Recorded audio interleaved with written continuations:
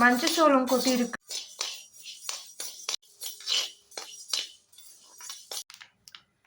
பாயாச பருப்பு, வெள்ளை கொண்டக்கடலை, சிகப்பு கொண்டக்கடலை, சிகப்பு மட்டை அரிசி, கருப்பு உளுந்து, கம்பு, கொள்ளு, மக்காச்சோளம், பொட்டுக்கடலை,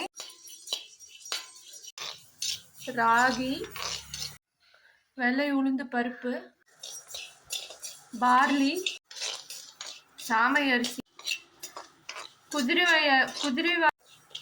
திணை அரிசி,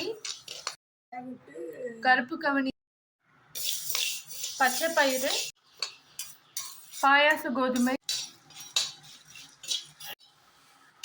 லேஸ் அவல்.